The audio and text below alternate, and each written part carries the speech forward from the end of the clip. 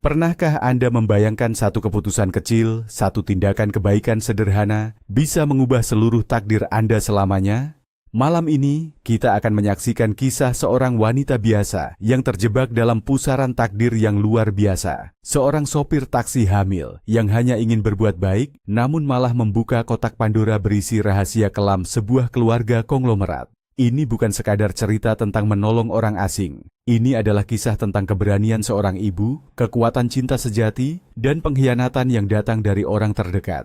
Bersiaplah, karena perjalanan Ratih akan menguras emosi Anda hingga tetes terakhir. Ratih adalah seorang wanita tangguh yang dibesarkan di sebuah desa kecil di Jawa Tengah oleh kakeknya, Kakek Jono. Sejak kecil, ia sudah terbiasa dengan kerasnya hidup dan akrab dengan mesin mobil tua milik kakeknya. Merantau ke Jakarta dengan mimpi besar, takdir justru mempertemukannya dengan Ega, seorang manajer muda yang menawan. Cinta mereka bersemi, namun hancur berkeping-keping saat Ratih memberitahukan kehamilannya. Ega, yang ditekan oleh orang tuanya untuk menikahi Shania, putri seorang pebisnis kaya, tega meninggalkannya begitu saja. Patah hati dan sendirian, Ratih harus berjuang menghidupi dirinya dan calon bayinya. Dengan bantuan Budi, tetangga sekaligus teman baiknya, ia mulai bekerja sebagai sopir taksi online, menyembunyikan perutnya yang mulai membesar dari Pak Arman, pemilik rental mobil yang galak dan perhitungan. Setiap hari adalah perjuangan, namun Ratih menjalaninya dengan tegar, demi malaikat kecil yang tumbuh di dalam rahimnya. Hujan mengguyur Jakarta tanpa ampun, mengubah jalan tol menjadi sungai hitam yang berkilauan di bawah lampu jalan. Ratih mencengkeram setir mobilnya, wiper bekerja keras menyapu air dari kaca depan. Orderan terakhirnya dibatalkan begitu saja oleh pelanggan yang mabuk di sebuah perumahan mewah di pinggiran kota. Rasa kesal dan lelah bercampur aduk, membuatnya ingin segera pulang ke kamar kosnya yang sempit. Namun, saat matanya menangkap sesosok tubuh tergeletak di bahu jalan, nalurinya mengambil alih. Sosok itu basah kuyup, meringkuk seperti daun layu. Ratih menepikan mobilnya perlahan, jantungnya berdebar kencang. Apakah itu korban tabrak lari, atau orang mabuk yang pingsan? Bau petrikor yang tajam menusuk hidungnya saat ia membuka pintu, berbaur dengan suara klakson dari kejauhan. Ia harus memastikan, ia tidak bisa meninggalkan seseorang dalam kondisi seperti ini. Dengan napas tertahan, Ratih keluar mobil, membiarkan hujan dingin membasahi jilbab dan jaketnya. Ia mendekati sosok itu dengan hati-hati. Ternyata seorang pria, pakaiannya compang-camping dan berlumpur. Wajahnya penuh luka lebam dan goresan yang mulai mengering. Bau anyir darah samar-samar tercium. Ini bukan orang mabuk, pria ini terluka parah. Ratih berjongkok, mengguncang bahunya pelan. Mas, bangun! Anda tidak apa-apa?" Pria itu mengerang, matanya yang bengkak terbuka sedikit, menatap Ratih dengan pandangan kosong dan penuh derita. Bibirnya yang pecah-pecah bergerak, mencoba berbisik. "Tolong," bisiknya lirih, sebelum kepalanya terkulai lemas dan ia kembali tak sadarkan diri. Ratih panik, ia sendirian di tengah jalan tol yang sepi, dengan seorang pria sekarat. Tanpa pikir panjang, ia memutuskan untuk membawanya ke rumah sakit terdekat. Ini adalah hal yang benar untuk dilakukan. Mengangkat tubuh pria itu ke dalam mobil adalah perjuangan berat bagi Ratih yang sedang hamil. Perutnya terasa kencang, napasnya tersengal. Dengan sisa tenaga, ia berhasil mendudukkan pria itu di kursi belakang. Mobilnya kini penuh dengan bau lumpur, hujan dan darah. Ratih mengabaikannya, ia menginjak gas dan melaju menuju rumah sakit. Di sepanjang jalan, pria itu hanya mengerang kesakitan. Ratih mencoba bertanya siapa namanya, dari mana asalnya, tapi tak ada jawaban yang jelas. Hanya satu kata yang berhasil ia tangkap di antara rintihannya, "Elang." Ratih terus berbicara padanya, mencoba membuatnya tetap sadar. "Bertahan ya Mas Elang, sebentar lagi kita sampai, jangan tidur dulu," ucapnya, lebih untuk menenangkan dirinya sendiri. Lampu-lampu kota yang buram karena hujan terasa seperti saksi bisu perjuangannya malam itu. Di unit gawat darurat, suasana riuh dan tegang. Ratih menyerahkan Elang kepada para perawat, menjelaskan dengan cepat apa yang terjadi. Ia melihat mereka membawa Elang ke ruang perawatan. Ratih menunggu dengan cemas, duduk di kursi besi yang dingin. Ia bahkan membayar biaya administrasi dan perawatan awal dengan uang hasil kerjanya hari itu, karena Elang tidak membawa identitas atau dompet sama sekali. Setelah memastikan pria itu ditangani, Ratih akhirnya berpamitan pada seorang suster. "Saya sudah menolong semampu saya, Sus. Semoga dia cepat sembuh." Dengan perasaan lega sekaligus lelah yang luar biasa, ia kembali ke mobilnya. Ia benar-benar lupa tentang kamera tersembunyi yang dipasang Pak Arman di dalam mobil. Pikirannya hanya satu, pulang dan beristirahat. Ia tidak tahu bahwa malam itu, takdir baru saja menulis babak baru yang rumit untuk hidupnya. Pak Arman duduk di kantornya yang pengap. Matanya terpaku pada layar monitor yang menampilkan rekaman dari mobil Ratih. Wajahnya memerah karena marah. Dasar perempuan tidak tahu diuntungkan, geramnya. Ia melihat semua rekaman itu. Ratih membatalkan orderan, membuang-buang bensin, lalu memungut gelandangan dari pinggir jalan dan membawanya ke rumah sakit. Uang setoran hari ini pasti berkurang. Begitu mobil Ratih tiba di pangkalan, Pak Arman langsung menyemprotnya dengan amarah. "Kamu pikir mobil ini ambulans gratis? Kamu tahu berapa kerugian saya malam ini karena kamu sok jadi pahlawan? Bensin terbuang, waktu terbuang." Ratih mencoba menjelaskan, matanya berkaca-kaca. "Tapi, Pak, orang itu sekarat. Saya tidak mungkin meninggalkannya." Pak Arman tidak peduli. "Saya potong gajimu bulan ini untuk ganti rugi bensin dan kerugian order. Dan bersihkan mobil itu, jorok sekali, bau lumpur." Hati Ratih sakit. Niat baiknya justru dibalas dengan caci maki dan hukuman. Sambil menggosok kursi belakang mobil dengan air mata, ia bertanya-tanya, apakah kebaikan selalu harus dibayar semahal ini? Keesokan paginya, saat Ratih baru saja selesai sholat subuh, pintu kamar kosnya digedor dengan keras. Dengan perasaan heran, ia membukanya. Di depan pintu berdiri 3 pria berbadan tegap dengan setelan jas hitam mahal. Di antara mereka, ada seorang pria paruh baya dengan perut buncit dan wajah yang tidak ramah. Pria itu masuk tanpa diundang, matanya mengamati seisi kamar kos Ratih yang sempit dengan pandangan meremehkan. "Selamat pagi, Anda Ratih kan?" tanyanya dengan suara berat. "Saya Fajar, saya datang untuk berterima kasih. Anda sudah menyelamatkan keponakan saya, Elang, tadi malam." Pria bernama Fajar itu meletakkan sebuah amplop tebal berwarna coklat di atas meja. Ratih terkejut. "Tidak perlu, Pak. Saya menolong ikhlas. Bagaimana keadaan Elang sekarang?" tanyanya, merasa ada yang aneh dengan situasi ini. Fajar tersenyum tipis, senyum yang tidak mencapai matanya yang dingin. "Dia diculik oleh saingan bisnis, tapi berhasil kabur. Syukurlah Anda menemukannya." Fajar berhenti sejenak, menatap Ratih dengan tajam. "Selama di perjalanan, apakah dia mengatakan sesuatu kepada Anda? Tentang siapa dirinya? Atau tentang saya?" Pertanyaan itu terasa seperti sebuah interogasi. Ratih menggeleng. "Tidak, Pak. Dia sangat lemah, hanya menyebutkan namanya saja." Wajah Fajar terlihat sedikit lega. Bagus sekali," gumamnya. "Kalau begitu terimalah ini sebagai tanda terima kasih. Saya tahu bos Anda memarahi Anda, anggap saja ini kompensasi." Tanpa menunggu jawaban, Fajar dan kedua pengawalnya berbalik dan pergi, meninggalkan Ratih yang termangu dengan amplop tebal di tangannya dan segudang pertanyaan di kepalanya. Di luar, ia melihat mereka masuk ke dalam 3 mobil Alphard hitam yang mewah. Ini bukan sekadar ucapan terima kasih. Rasa penasaran mengalahkan kelelahannya. Sesuatu terasa sangat salah. Uang di dalam amplop itu terlalu banyak untuk sekadar ucapan terima kasih. Sikap Fajar yang lebih mirip menginterogasi daripada berterima kasih juga sangat aneh. Kenapa ia begitu lega saat tahu Elang tidak banyak bicara? Didorong oleh firasat buruk, Ratih memutuskan untuk menjenguk Elang di rumah sakit. Bagaimanapun, hari itu ia libur. Ia membeli buah-buahan dan roti di warung dekat rumah sakit, lalu berjalan menuju ruang perawatan. Namun seorang perawat di meja informasi menghentikannya. "Maaf Ibu, pasien atas nama Elang tidak bisa dijenguk." Ratih mengerutkan kening. "Kenapa? Apa dia baik-baik saja?" Perawat itu menjawab dengan ragu. "Kondisinya tiba-tiba memburuk. Beliau koma dan sekarang ada di ICU. Ruang ICU steril, tidak boleh ada pengunjung." "Koma?" Ratih terperanjat. Semalam Elang memang lemah, tapi ia masih sadar. Bagaimana bisa tiba-tiba koma? Tepat saat Ratih hendak pergi dengan kecewa, seorang perawat muda menghampirinya dan menariknya ke sebuah lorong yang sepi. Wajahnya terlihat cemas. "Mbak yang membawa Mas Elang semalam kan?" "Saya Leni," bisiknya cepat.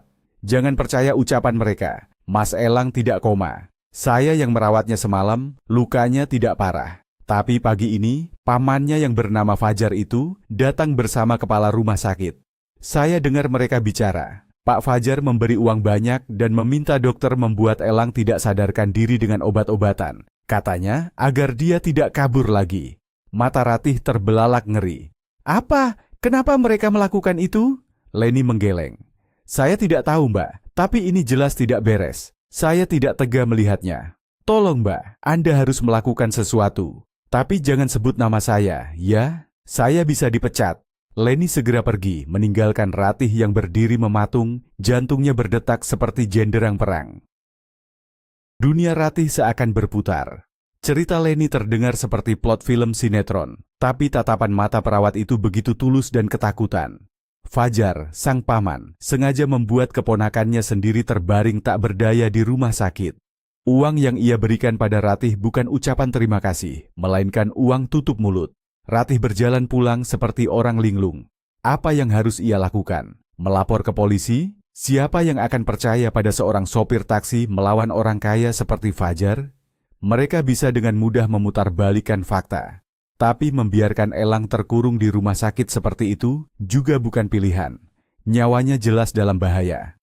Sepanjang malam, Ratih tidak bisa tidur. Bayangan wajah Elang yang penuh luka dan permohonan tolongnya terus terngiang. Iya. Seorang wanita hamil yang hidupnya sudah rumit, kini dihadapkan pada pilihan yang mustahil. Tapi hatinya berkata, ia tidak bisa tinggal diam. Dengan tekad bulat, Ratih menghubungi Leni keesokan harinya, mengajaknya bertemu di sebuah warteg kecil sepulang kerja. Leni datang dengan wajah tegang. "Ada apa, Mbak? Saya takut sekali kalau ada yang tahu kita bicara."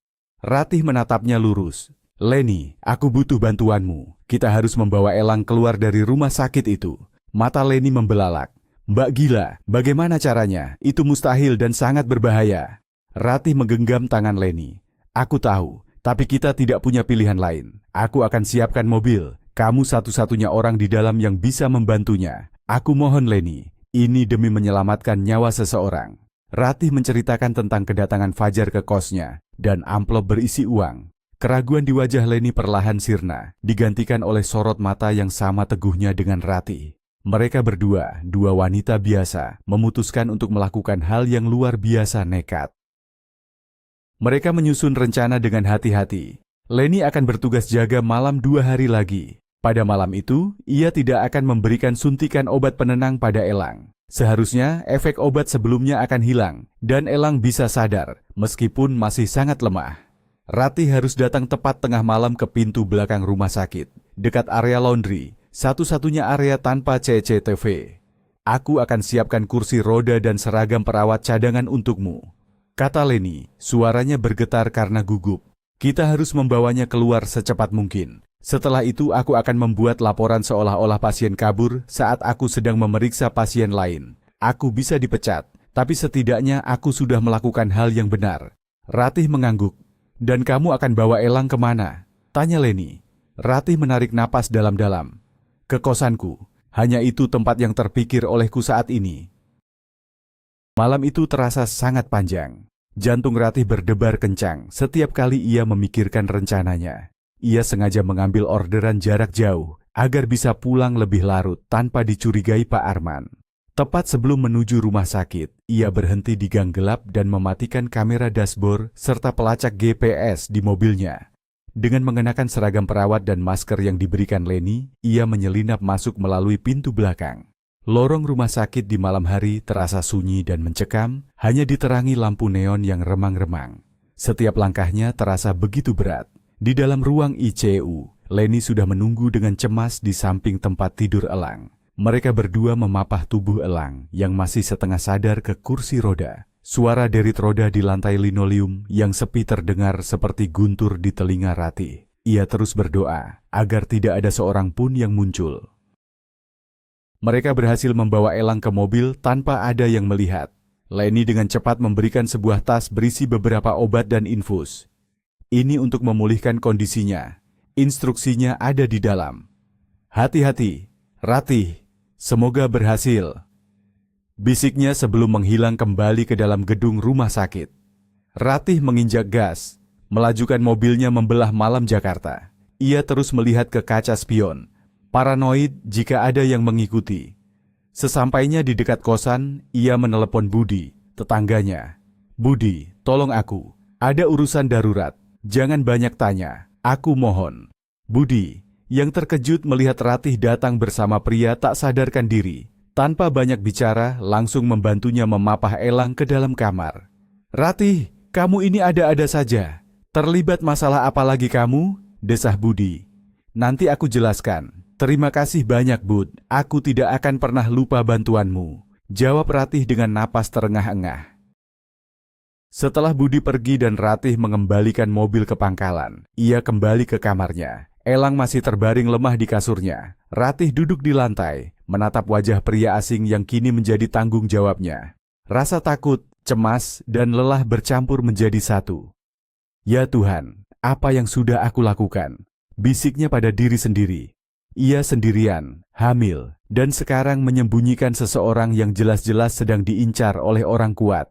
Bagaimana jika Fajar menemukannya? Apa yang akan terjadi padanya dan bayinya? Air mata mulai mengalir di pipinya. Tapi saat melihat Elang bernapas dengan teratur, secercah kelegaan muncul di hatinya. Setidaknya, untuk malam ini, pria itu aman. Ratih pun tertidur di lantai beralaskan tikar, terlalu lelah untuk memikirkan hari esok. Keesokan sorenya, Elang akhirnya benar-benar sadar. Ia membuka matanya perlahan, mengerjap beberapa kali untuk menyesuaikan diri dengan cahaya. Hal pertama yang dilihatnya adalah langit-langit kamar kos yang sederhana. Ia mencoba bangkit, tapi kepalanya terasa berat. "Aku di mana?" tanyanya dengan suara serak. Ratih, yang sedang menyiapkan bubur, segera menghampirinya. "Tenang, jangan banyak bergerak dulu. Anda aman di sini." Elang menatap Ratih, ingatannya perlahan kembali. "Kamu, sopir taksi yang menolongku. Kenapa aku di sini? Bukankah seharusnya aku di rumah sakit?" Ratih duduk di kursi kecil di samping kasur. "Ceritanya panjang," katanya sambil menghela napas. Lalu ia menceritakan semuanya. Tentang Fajar yang mengaku sebagai pamannya, tentang uang tutup mulut, tentang Leni si perawat, dan bagaimana ia membawanya kabur dari rumah sakit. Elang mendengarkan cerita Ratih tanpa menyela. Rahangnya mengeras karena marah. Setelah Ratih selesai, ia terdiam lama, menatap kosong ke dinding. Akhirnya ia mulai berbicara, suaranya penuh kepahitan. "Fajar memang pamanku, tapi dia bukan penyelamat, dia iblisnya." Elang kemudian menceritakan kisah hidupnya. Orang tuanya, konglomerat pemilik jaringan hotel mewah, meninggal dalam sebuah kecelakaan mobil yang aneh saat ia masih kecil. Ia kemudian diasuh oleh Fajar, adik dari ayahnya, yang mengambil alih kendali perusahaan. Fajar selalu mengatakan bahwa ia berutang budi padanya. Namun, beberapa minggu sebelum ulang tahunnya yang ke-25, Elang tanpa sengaja menemukan surat wasiat asli ayahnya. Surat itu menyatakan bahwa seluruh aset perusahaan akan menjadi miliknya begitu ia genap berusia 25 tahun. Jika Elang meninggal sebelum itu, maka Fajar yang akan menjadi ahli waris tunggal. Saat aku menanyakan hal itu pada Fajar, sikapnya langsung berubah. Lanjut Elang. "Beberapa hari kemudian aku diculik. Mereka menyiksaku, memaksaku menandatangani surat penyerahan hak waris. Tapi aku menolak." Elang menatap Ratih, matanya menunjukkan rasa terima kasih yang dalam. "Aku berhasil kabur dari tempat penyekapan itu. Aku berlari berjam-jam di hutan, sampai akhirnya tiba di jalan tol, tempat kamu menemukanku. Fajar tidak ingin aku selamat. Dia membawaku ke rumah sakit bukan untuk merawatku, tapi untuk menahanku sampai hari ulang tahunku lewat, atau mungkin untuk menghabisiku secara diam-diam. Kamu benar-benar telah menyelamatkan nyawaku, Ratih. Bukan hanya sekali, tapi 2 kali." Ratih terdiam, mencerna cerita yang luar biasa itu. Beban di pundaknya terasa semakin berat. Ia tidak hanya menolong korban kejahatan, tapi seorang ahli waris yang nyawanya sedang terancam. "Kita harus lapor polisi, Elang," kata Ratih panik. Elang menggeleng lemah. "Tidak sekarang, Fajar punya koneksi di mana-mana. Dia bisa dengan mudah membuat kita terlihat seperti penjahatnya. Aku butuh bukti yang kuat. Aku butuh pengacara yang bisa dipercaya, pengacara lama keluargaku. Selama beberapa hari ke depan, kamar kos Ratih menjadi tempat persembunyian mereka. Ratih merawat Elang dengan telaten, sementara Elang perlahan pulih. Di tengah situasi yang tegang itu, mereka mulai saling mengenal. Elang terpesona dengan ketulusan dan keberanian Ratih. Ratih, di sisi lain, melihat sisi lembut dan rapuh di balik penampilan Elang yang tangguh. Ia juga menceritakan kisahnya tentang Ega yang meninggalkannya dan tentang perjuangannya sebagai calon ibu tunggal. Sebuah ikatan aneh mulai terjalin di antara mereka, ikatan yang lahir dari bahaya dan kepedulian. Setelah kondisinya cukup kuat, Elang berhasil menghubungi Pak Tirtayasa, pengacara kepercayaan ayahnya. Pertemuan rahasia diatur. Dengan bantuan Budi yang mengantarkan mereka secara diam-diam, Elang dan Ratih bertemu dengan pengacara tua itu. Setelah mendengar seluruh cerita dan melihat bukti surat wasiat yang fotonya sempat diambil Elang, Pak Tirtayasa setuju untuk membantu. Roda hukum pun mulai berputar. Dengan strategi yang matang, mereka melaporkan Fajar ke unit kejahatan properti di Kepolisian Pusat, melompati jalur-jalur yang mungkin sudah dikendalikan oleh Fajar. Penyelidikan besar-besaran pun dimulai. Rekening perusahaan dibekukan, dan Fajar dipanggil untuk pemeriksaan. Ternyata Fajar tidak hanya mencoba menyingkirkan Elang, tapi selama bertahun-tahun ia juga telah menggelapkan dana perusahaan. Dan yang lebih mengejutkan, penyelidikan membuka kembali kasus kecelakaan orang tua Elang, yang ternyata adalah sebuah pembunuhan berencana yang didalangi oleh Fajar. Fajar, yang merasa posisinya terancam, menjadi semakin nekat. Ia menyewa orang untuk mencari Ratih yang ia anggap sebagai biang keladi dari semua masalahnya. Ratih dan Elang harus berpindah-pindah tempat, dari satu rumah aman ke rumah aman lainnya yang disediakan oleh Pak Tirtayasa. Ketegangan semakin memuncak. Namun di tengah pelarian itu, perasaan di antara Ratih dan Elang justru semakin dalam. Elang tidak lagi melihat Ratih sebagai penolongnya, tapi sebagai wanita yang luar biasa kuat dan berhati mulia. Ia berjanji, jika semua ini berakhir, ia akan mendedikasikan hidupnya untuk membahagiakan Ratih dan anaknya.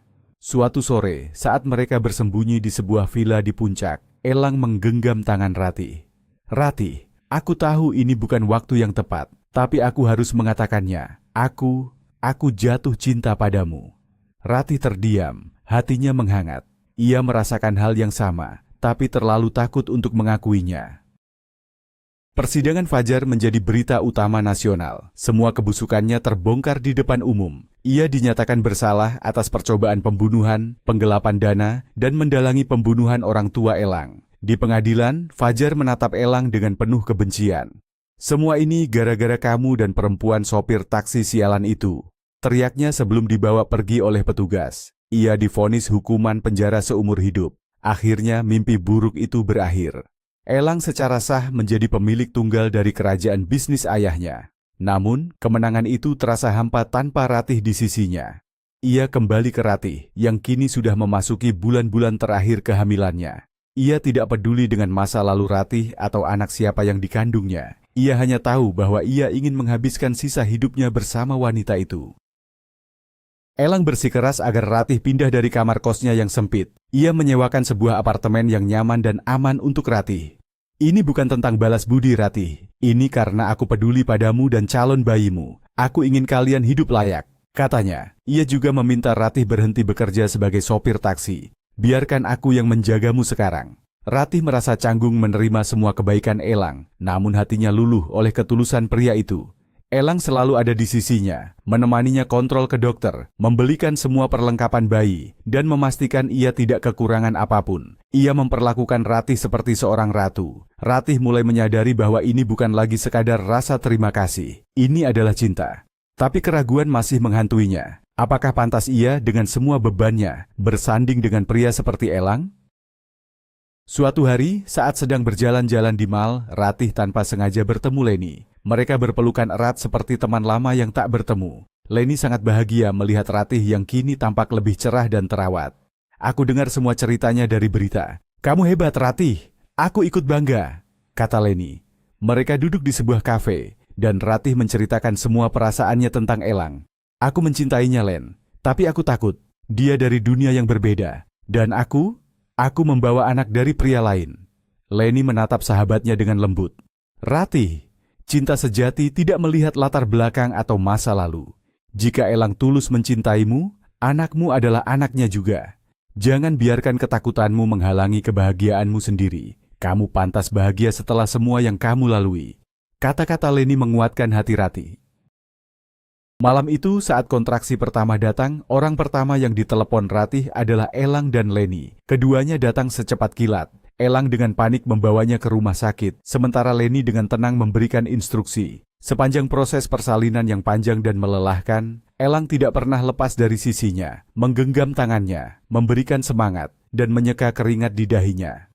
Ia menunggu di luar ruang bersalin dengan cemas, berjalan mondar-mandir seperti setrikaan. Saat suara tangis bayi akhirnya terdengar, air mata kelegaan dan kebahagiaan mengalir di pipi Elang. Seorang suster keluar dan tersenyum. Selamat Pak, anaknya laki-laki, sehat dan tampan. Elang merasa seperti pria paling bahagia di seluruh dunia. Ia tidak peduli siapa ayah biologis bayi itu. Baginya, itu adalah putranya. Saat Ratih sudah dipindahkan ke ruang perawatan, Elang masuk dengan sebuket besar bunga mawar. Ratih tersenyum lelah dengan bayi mungil yang tertidur pulas di pelukannya. Aku sudah memberinya nama, bisik Ratih. Bima. Elang mengelus pipi mungil Bima dengan lembut. Nama yang bagus, gagah seperti ibunya. Kemudian Elang berlutut di samping tempat tidur Ratih, mengeluarkan sebuah kotak beludru kecil dari sakunya. Matanya menatap Ratih dengan penuh cinta. Ratih, kamu telah mengubah hidupku. Kamu memberiku alasan untuk berjuang dan memberiku harapan baru. Aku ingin menjadi ayah untuk Bima dan suami untukmu. Maukah kamu menikah denganku? Air mata Ratih kembali mengalir. Kali ini air mata kebahagiaan. Di tengah bau antiseptik rumah sakit disaksikan oleh bayi mungilnya, ia mengangguk dan berkata, "Ya, aku mau." 3 tahun berlalu. Kehidupan keluarga kecil itu dipenuhi kebahagiaan. Elang secara resmi mengadopsi Bima dan menjadi ayah yang luar biasa. Ratih menemukan perannya sebagai seorang ibu dan istri, namun Elang tahu, jiwa petualang Ratih tidak pernah padam. Sebagai hadiah ulang tahun, Elang membelikan Ratih sebuah mobil baru. Aku tahu kamu rindu jalanan. Anggap saja ini untuk rekreasi, bukan untuk bekerja, katanya sambil tersenyum. Suatu hari mereka memutuskan untuk berlibur ke Bali. Saat sedang memilih paket wisata di sebuah agen perjalanan, seorang manajer menghampiri mereka. Ratih tertegun saat melihat wajah pria itu. Ega, mantan kekasihnya, ayah biologis Bima. Penampilannya tidak banyak berubah, masih sama seperti saat ia meninggalkannya dulu. Hanya saja sorot matanya tampak lebih lelah. Ega juga terkejut melihat Ratih. Ia menatap Ratih yang kini tampil begitu elegan, lalu pada Elang yang gagah di sampingnya, dan pada Bima, anak laki-laki tampan yang digandengnya. Wajah Bima memiliki sedikit kemiripan dengannya, dan kesadaran itu memukulnya seperti palu godam. Ratih, sapanya dengan suara bergetar. Ratih tersenyum tenang, senyum seseorang yang sudah berdamai dengan masa lalunya. Selamat siang, kami ingin mencari paket liburan keluarga. Ia sengaja bersikap seolah tidak mengenalnya. Sikap Ratih yang dingin membuat Ega semakin kalut. Anak itu, apakah dia? Sebelum Ega menyelesaikan kalimatnya, Elang melingkarkan lengannya di pinggang Ratih dengan protektif. Dia Bima, putra saya. Ada yang bisa dibantu? Kalau tidak, kami akan cari agen lain. Tatapan tajam Elang membuat Ega bungkam. Melihat kebahagiaan yang terpancar dari keluarga Ratih, penyesalan yang mendalam menghantam Ega. Ternyata Shania, wanita yang ia pilih demi menuruti orang tuanya, telah meninggalkannya setahun yang lalu karena karirnya mandek. Kini ia hidup biasa-biasa saja, terjebak dalam rutinitas yang membosankan. Ia telah membuang berlian demi sebuah batu kerikil. Ia telah meninggalkan wanita yang tulus mencintainya dan anak kandungnya sendiri. Sementara Ratih dan Elang pergi meninggalkan kantor itu, Ega hanya bisa menatap punggung mereka dengan pandangan kosong. Ia sadar, ia telah kehilangan segalanya. Ia kehilangan cinta, keluarga, dan kebahagiaan yang seharusnya bisa menjadi miliknya. Semua karena keegoisan dan kepengecutannya sendiri. Beberapa bulan setelah liburan mereka yang indah di Bali, Ratih merasakan mual di pagi hari. Dengan hati berdebar, ia mencoba tes pack. 2 garis merah muncul dengan jelas. Ia hamil lagi. Kali ini ia berlari ke pelukan Elang dengan senyum merekah, membagikan kabar bahagia itu. Elang mengangkatnya dan memutarnya. Tawa mereka memenuhi seisi rumah. Bima kecil pun ikut bersorak gembira. Di saat yang sama, Ratih juga berhasil menjodohkan Leni, sahabatnya, dengan salah satu manajer kepercayaan Elang. Mereka kini juga tengah menanti kelahiran anak pertama mereka. Kebahagiaan seakan menular. Ratih sering berpikir, betapa anehnya jalan takdir. Jika malam itu ia tidak berhenti di tengah hujan deras, jika ia memilih untuk mengabaikan sosok di pinggir jalan itu, hidupnya pasti akan sangat berbeda.